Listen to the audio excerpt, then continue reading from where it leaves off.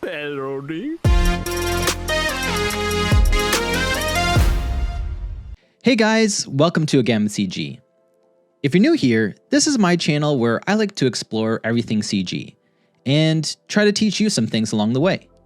For a long time now, I've been wanting to try out cosplay, and I finally got a chance to do it.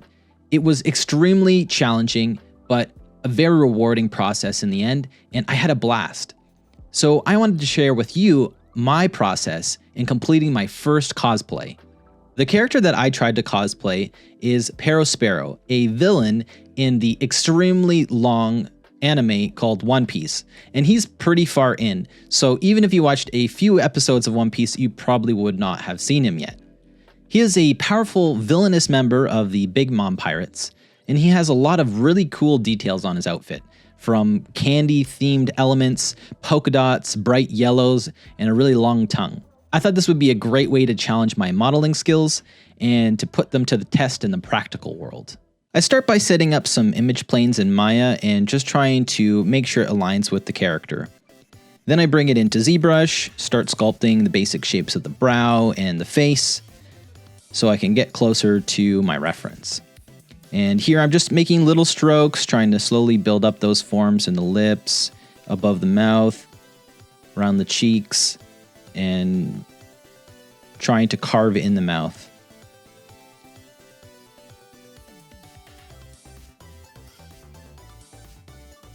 I don't need those teeth because I'm going to add in teeth later. And I kind of reveal my mouth a little bit just so I know it's lining up correctly.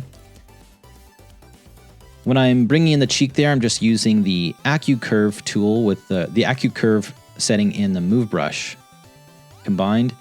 The cheek is actually hard to get because it's a 2D reference and a 3D mask. So sometimes 2D concepts don't really align with 3D models. So there's some things that you kind of need to change or adjust to get the same feel. And the cheek is definitely one of them. Otherwise, you get kind of weird bulging and lines where there normally wouldn't be. It's a bit the same with the eyes. I'm trying to push around forms here, whereas in 2D, you can just make really straight lines and edges, and you don't really have to think about the depth of the character. You just kind of have front and side. And here I'm showing my reference. So just so you know, I'm not always kind of making these models out of my head. I always have reference up to make sure I'm hitting the notes of the character.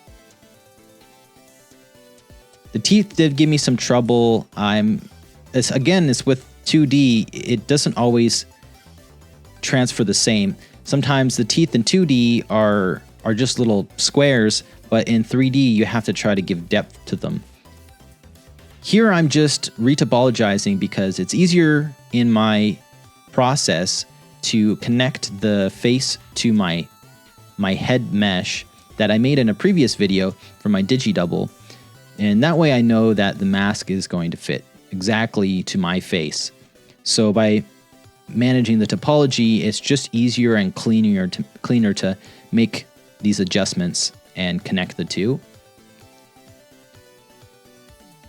Here I'm trying to adjust the teeth again. I'm still not really happy with them. I'm making them more cylindrical here, but it kind of looks like Blackbeard a little bit at this point. I'm adding shaders, just basic blend shaders to make sure that I'm getting the right look of the character. Sometimes it's hard to tell unless you have color on it, so that's always a good trick to do. Now I'm bringing it back into ZBrush to try to get in more detail. So I already know it's clean. I already know the inside is my face and the outside is the right topology I want. So I just up-res it and start cleaning up the shapes of the face. And it looks good, so now we can print it out. It printed pretty well, despite a little bit of stringiness, but that wasn't too big of a problem. Afterwards, I was able to remove the supports, and then I just went down with the really fine grit sandpaper sponge and just took off all those little stringy bits on the inside of the face so it didn't prod me in the eye. Then he started to work on the accessories like these candy buttons that he has on his top. He has a giant top hat, and I didn't want to get the full top hat because it might be a bit of a challenge moving around to the con, especially for my first one. So I wanted to try and make something a bit more modern and more closer to a regular top hat. So I thought I could just buy one on Turbo Squid or one on Amazon. And then I thought, you know what? I'm just gonna make it myself. So I just modeled my own top hat and fit it to my scan that I made in a previous video. I split the hat into 2 halves because my printer is way too small for this entire hat that fits on my big head. Then I was able to easily put them together by super gluing them. I didn't have a soldering gun, or at least I haven't got one yet.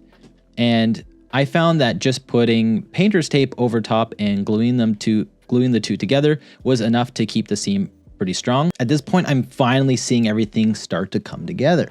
But now I need Jenna's help so she can upholster this hat.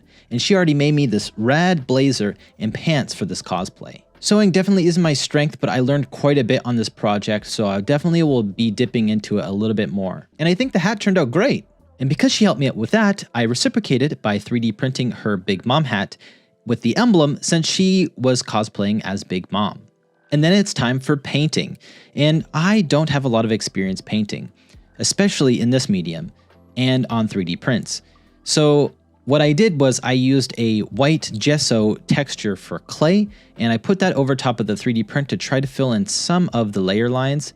And then when that dried, I painted over top of that with acrylic paint.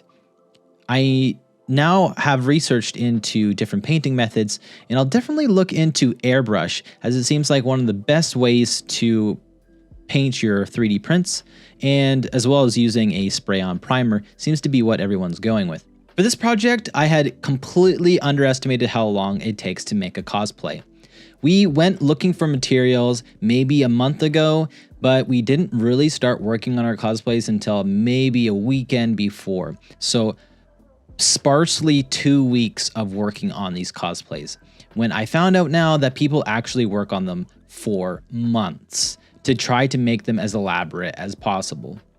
So with crunch time happening, I made a lot of shortcuts to try to make it just good enough that I could go to this cosplay looking somewhat okay. So now everything should all be together and we can finally go to the con. But I forgot one thing. Big Mom 海賊団改めペロスペロ海賊団結成かペロリ The staff. Yes, it's his very obvious candy cane staff.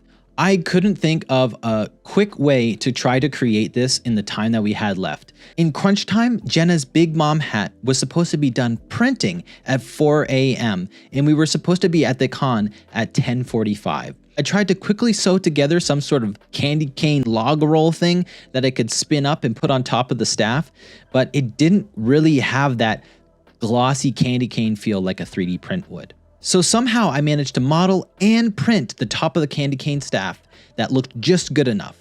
We did it. With teamwork, we were able to upholster her hat and get my candy cane staff ready to go. We had all the things that we need, and now we just had to go to the con.